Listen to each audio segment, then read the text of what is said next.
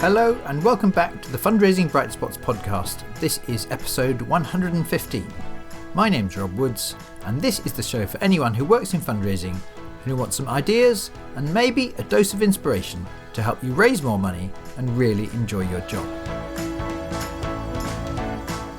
Today I'm sharing a chat I had recently with the brilliant Louisa Dodd from the Sustainable Restaurants Association. The SRA is a social good organisation that helps restaurants, bars and their suppliers to operate in a sustainable way. Since taking part in a training programme with Brightspot that started 9 months ago, Louisa has made some deliberate shifts in the way she approaches her work, which have led to some great results.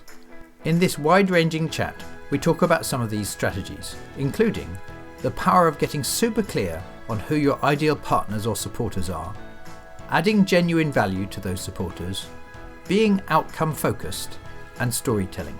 These are important themes that sometimes get talked about in fundraising, but I found they're not necessarily as obvious or as simple to implement as they can sound. So to offer you food for thought, maybe some clarity, and most importantly, encouragement to follow through with your own approach to these ideas, here's my recent chat with Louisa.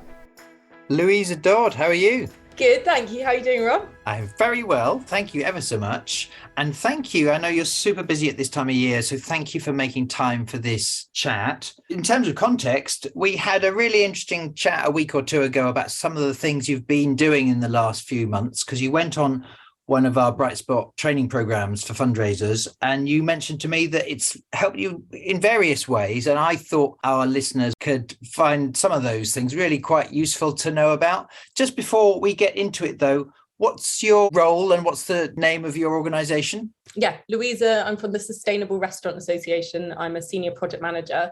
The SRA exists because sustainability is really complicated. And when you're trying to operate a busy kitchen or a busy bar, often the last thing on your mind is trying to decide how to solve global warming or world poverty. And so we provide a framework for sustainability, which is basically 10 different areas and says, this is what you need to think about when you're trying to tackle your sustainability. And we have a rating which rates restaurants 1, 2 or 3 stars against that framework. And I manage a lot of our consultancy projects within that. So we're not a charity, which I know a lot of businesses that you guys work with are, but we are an organisation all about social good.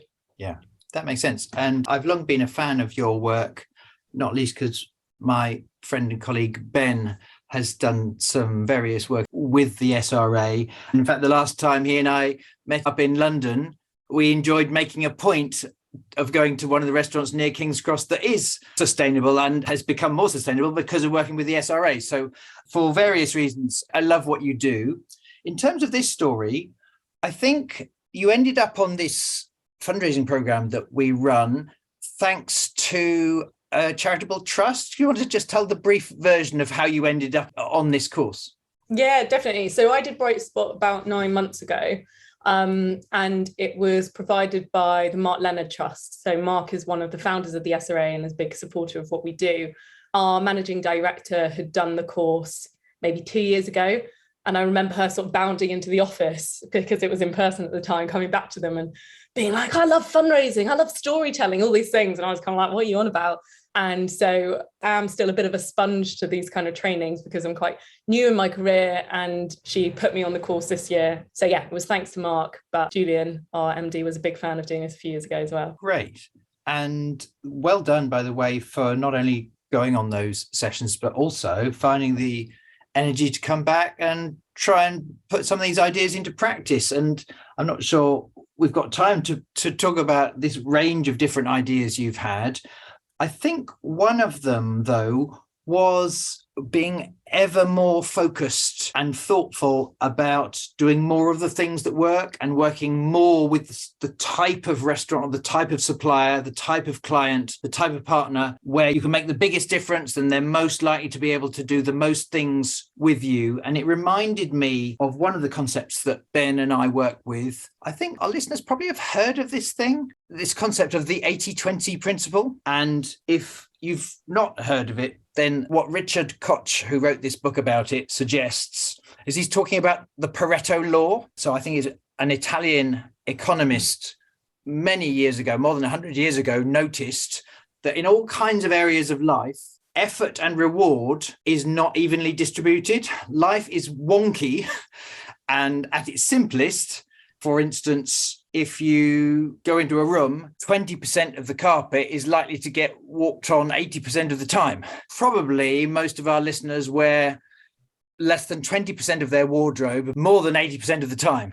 Most companies tend to get disproportionate profits, at least 80% of their profits, from less than 20% of their customers, and so on and so on. Lots of Bright Spot's work is consistent with this idea because, for instance, on our corporate mastery program, we help people really get better results by not trying to get motivated by and work and grow more partnerships inspired or bored by a spreadsheet which has got 93 company names on it, but to get really clear who are the 10 companies who we could do great stuff with. And they would want to, if only they knew, and it would be disproportionately valuable to us. So that's why some of our listeners have heard me talk about the Dream 10 concept and tool on that mastery program.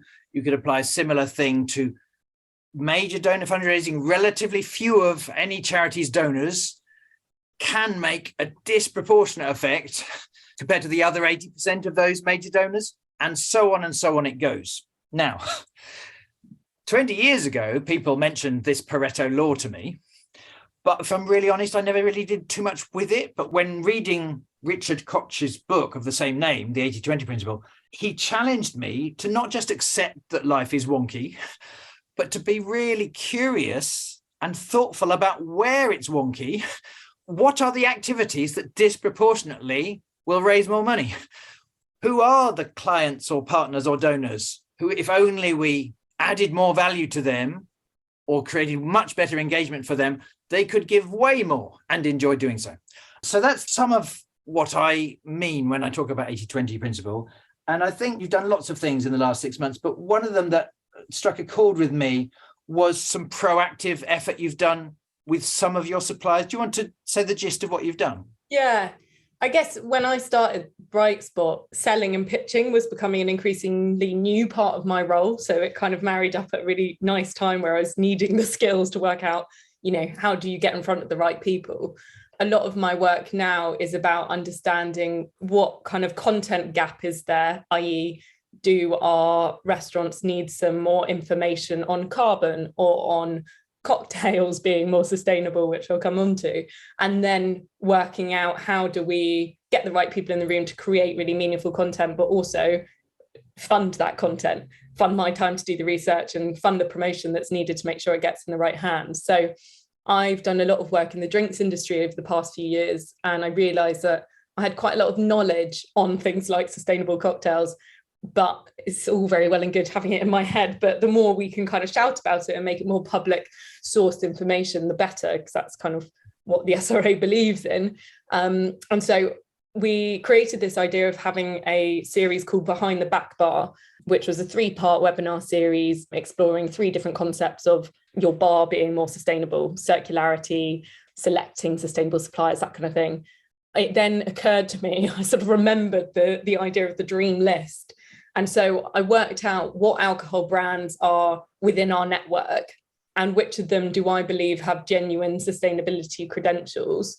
Which of those are small enough that they probably won't have their own learning and development program for their bars that their customers essentially. And so therefore who would benefit by saying, oh, by the way, bar customer A, we are working on, or we have funded this webinar with the Sustainable Restaurant Association. It gives the sponsor, the brand, an opportunity to come on the webinar and talk about their amazing credentials, but also provides broader information about sustainability. So I sort of wrote this down in a succinct A4 document and emailed it to those businesses. And I think maybe there was only sort of 10, the Dream 10, which makes sense, and basically got all of them sponsored within a matter of 2 weeks. I also didn't have to have, I think, any meetings because this document was quite clear. This is how much I need. This is what you'll get out of it. This is why I want you.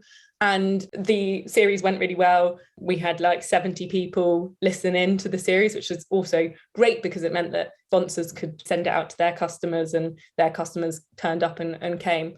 And following on from that, this week alone, I've had 2 emails from 2 of those sponsors saying, can we talk about plans for 2023? Because that was really cool and we'd quite like to do something else together. So it's already the start of a longer and maybe financially different relationship with at least some of those sponsors. So that's brilliantly done. And 2 of the themes that sort of leap out at me there, and reasons I like this project, is number 1, just deciding to do that webinar series at all to this important type of supplier to you, and add what Richard Koch says is get really clear who an ideal customer or donor is, and then add a ton of value to them, even if they're not asking for it from you.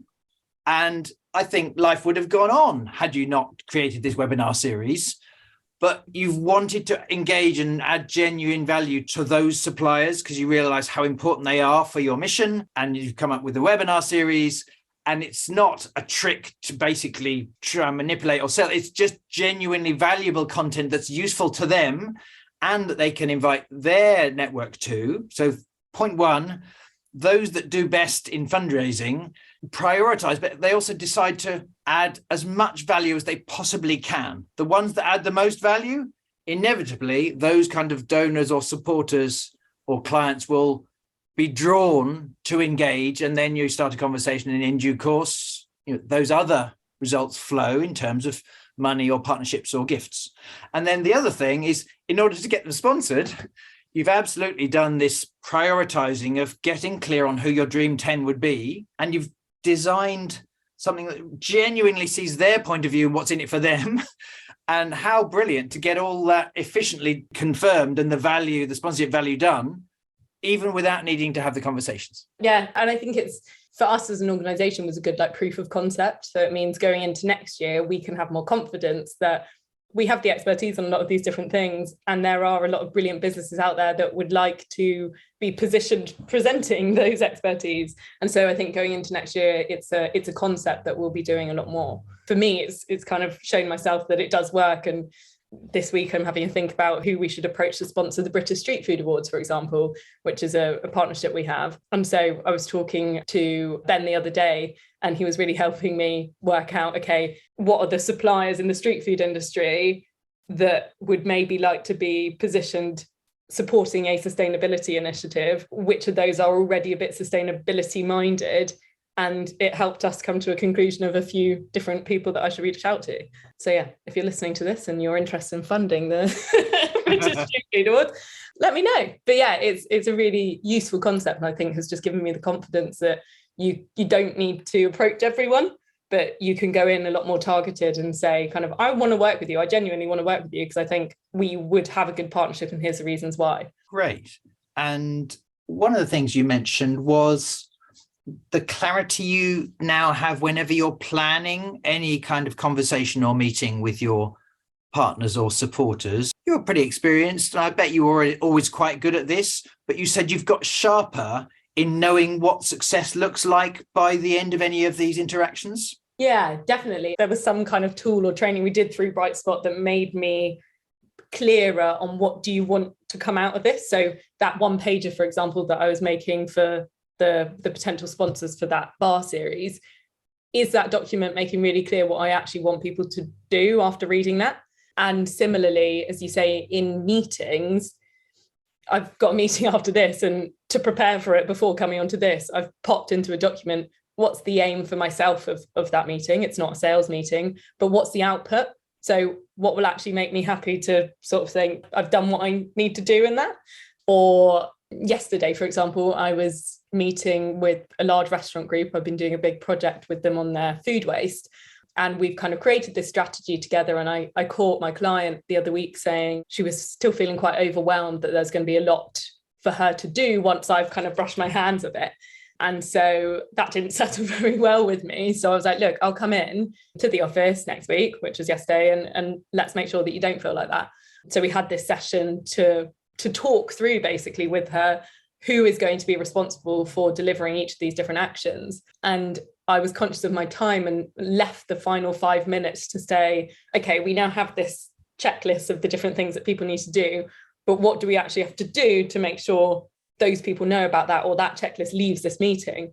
And I just purposely didn't let myself open my mouth and allowed the people in the meeting who work for the company to decide between themselves, okay, well, we're going to need Rob to sign off this, we're going to need blah, blah, blah. And I was there sort of silently taking minutes so I can then email that back to them and say, as a reminder, this is what you guys said you were going to do. And I guess bringing it back to fundraising or sales, it's about trying to understand practically what conversations need to happen or what buttons need to be clicked to make sure that this decision moves on. So if you're in a conversation with someone and they're agreeing, yeah, I kind of like what we're talking about here. Okay, so Rob, practically, do you need me to speak to your manager to say what I've just said to you? Or if they go, okay, yeah, I'm going to need to speak to Rob, my manager, just making sure you say, okay, and so when is your next one-to-one?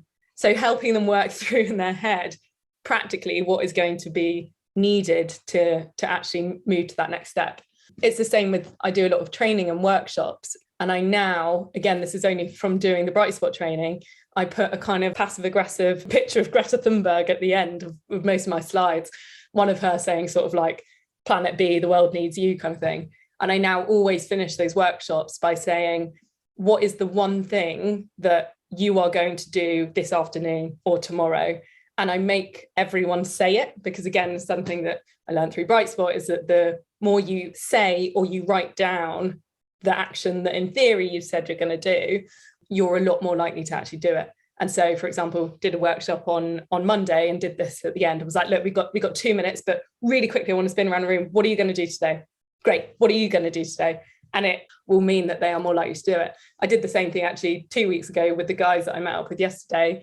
And they started the meeting by saying, we've actually done 3 of those things that we said in the meeting we were going to do. So I think focusing on the next step and trying to get that out of the client, I think has been really beneficial. Yeah, in a way it sounds obvious, but I certainly know that earlier in my career, I thought the purpose of the meeting was to exchange information, or I thought the purpose of the pitch or proposal I was writing was to make a good case.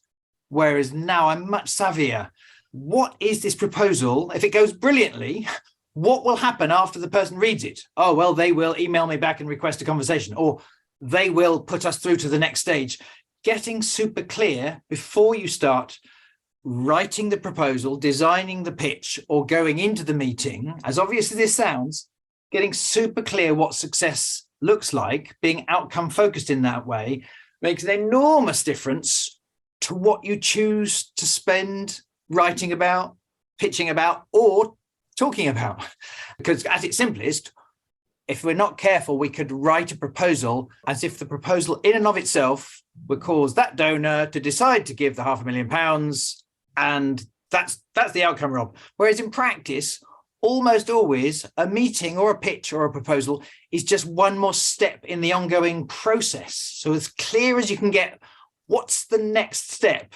Authors Chip and Dan Heath call this shrink the change. Yes, there's a bigger picture to do with the environment, for instance, which hopefully is our big reason why. But let's get really practical and help ourselves or our potential partners save 10 minutes at the end of the meeting for hammering out the difficult or just simple stuff. And if you do that, you're so much more likely, I think, to take what I would call a momentum action. And sometimes, when I'm coaching people, some of the things they might want to do after a session with me is a really big thing and might take 3 hours. Great. That hard work is needed too. But I think you're more likely to do it if you also think of your smallest possible momentum action directly after today's meeting, which might be, I'm going to order that book, subscribe to that podcast, or send a meeting request to this person. And the act of doing that first thing, we find creates that lovely snowball effect where the harder, important things are more likely to happen as well. Yeah, completely. I remember coming out of this Bright Spot training and deciding that I wanted to train or at least pass on the information to my colleagues about what I'd learned in module 1. And so again, I probably was running to another meeting. So I just put in my diary and invited 4 people. In 2 weeks' time, we're going to do a training about the things that I've learned.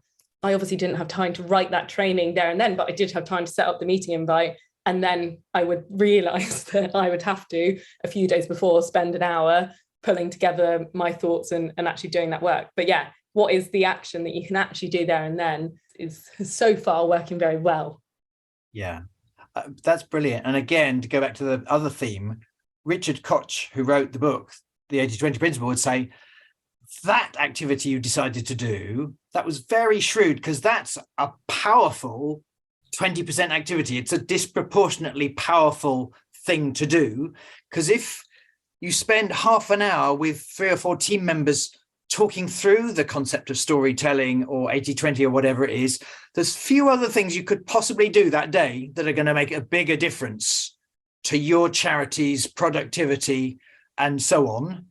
So you get massive payback in output results for your effort for half an hour and whatever time it takes to prepare it. There's one other theme I think you mentioned, that there's a clear difference in the way you work now to maybe how you worked 8, 9, 10 months ago. And I think you mentioned that's to do with being really story conscious, or just being aware of the disproportionate power of specifics and real examples. Yeah, as I said at the start of this conversation, I remember when my colleague did this training, she kept talking about storytelling. We need to tell a story. And I was like, what are you on about? And it wasn't until I went through it and I got that we are all so much more moved and emotionally charged when there is a story running through what we are being told about. What is the impact of your organization on someone? What is the impact of the SRA on changing a restaurant from one place to another? And I think so this kind of active storytelling, or even recognizing, is basically giving examples and just being aware of when I am needing to give an example, like probably right now. It was just something that I hadn't really thought about. And I think as an industry, both in terms of food and climate, food is all about storytelling. It's about knowing, where did that produce come from? What season has it been grown in? What memories are evoked when you smell that curry, you taste those mince pies? And it's the same with climate change or the environment. It's when we've seen photos of a turtle wrapped in a bit of citrus wrap, or, David Attenborough's on a falling glacier, that kind of thing. That is when we get emotional and we think, oh my God, I need to do something. And so I had a meeting the other day and a client said, oh, you'd love this pub in Clapham. It's so sustainable. And I was like, oh, really? Why'd you say that? What made you think that? And they were saying that, they've got this kind of map up and it tells you where all the produce comes from. And they have an in-house composter and blah, blah, blah, and all of this. And I was like, oh, that's really interesting, because that general manager is clearly very good at storytelling. They're very good at identifying what are these sustainable things that we are doing. Great. But how do we actually make sure that our diners are aware of that? And this particular person's business own loads of pubs. And I was like, well, I actually know your sustainability credentials, and I know that you're doing all of those things. I could draw you right now a map of where all your ingredients come from, or your main ingredients at least. I could tell you that your food waste goes to quite a good place where they create energy and blah, blah, blah. So you're doing the same things, but the client's pub was maybe not so good at identifying a story and being able to tell that story. So I think, yes, the concept of storytelling has been a completely new thing to me, but as an industry, we need to make sure that we are better at telling stories, because it drives sales, it moves customers, it's a real kind of space for game changing. And I think my own conscious around stories, I've then sort of tried to make my team a little bit more aware of that. So again, this week, my colleague was sending me their team updates for me to read in the team meeting. And I went back and said, and what was interesting about that? What was fun about that?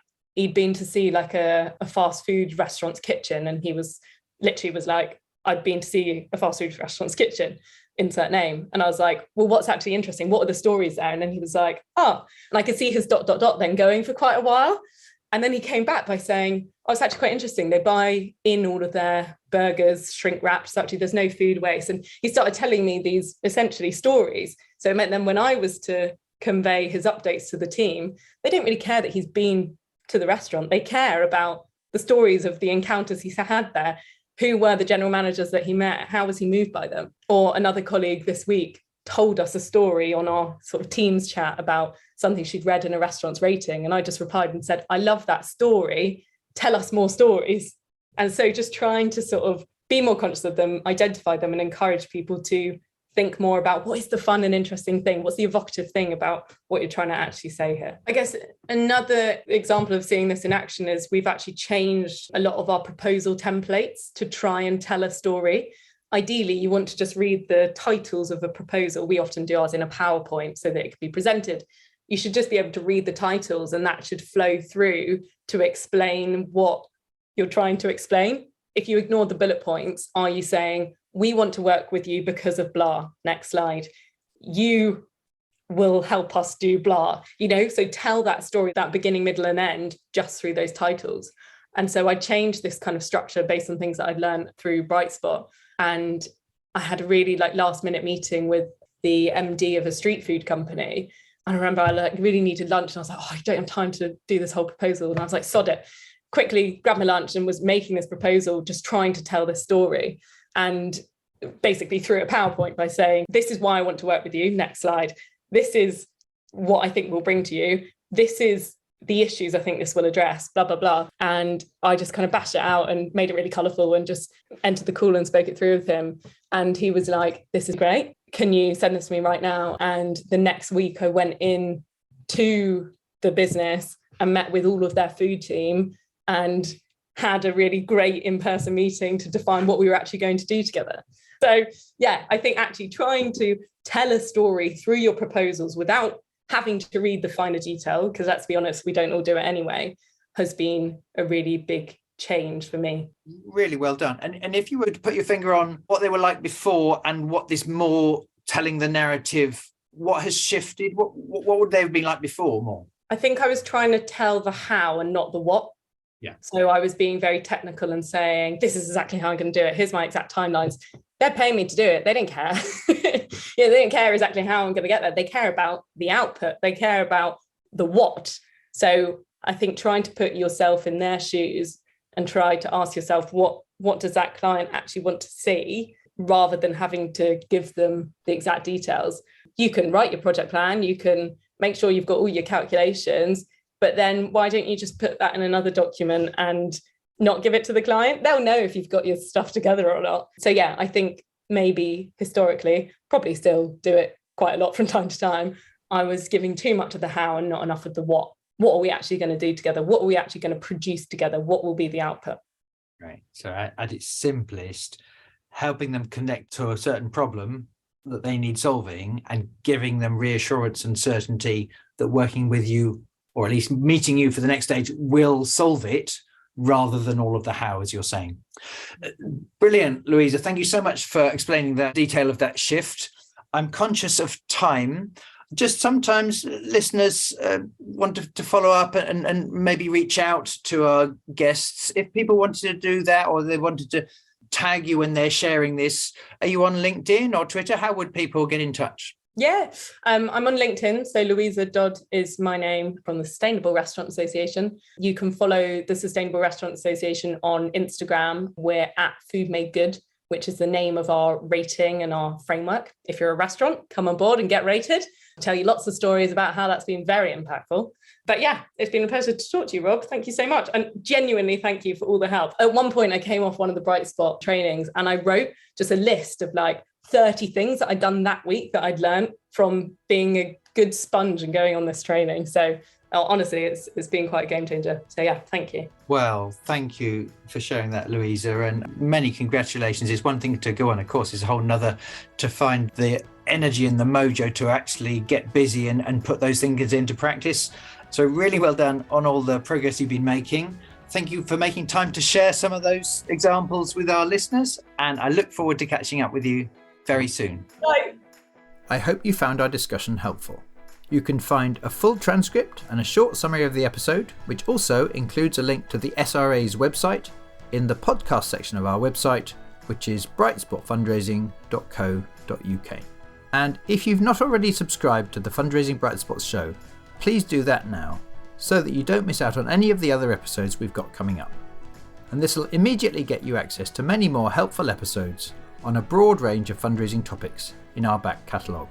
If you'd like to find out more about our flagship courses, the Corporate Mastery Programme or the Major Gifts Mastery Programme, I'm excited to let you know that because we weren't able to fit everyone onto our last programmes, we've decided to bring forward the date of the next ones to start in late January 2023. In these courses, we cover some of the techniques that Louisa talks about in this episode and dozens of other helpful strategies, as well as individual coaching to help you do the most important thing, which is to apply them in your work and raise more money. To find out more, check out the information on our website, which is brightspotfundraising.co.uk/services. If you enjoyed today's episode, then please do take a moment to share it on with your colleagues or on social media so we can spread the word and help as many charities as we possibly can. Louisa and I would love to hear what you think of this episode. You can get in touch or tag us both on LinkedIn or on Twitter. I am @woods_Rob. Finally, thank you so much for listening today. Best of luck with your fundraising, and I look forward to sharing more bright spot ideas with you very soon.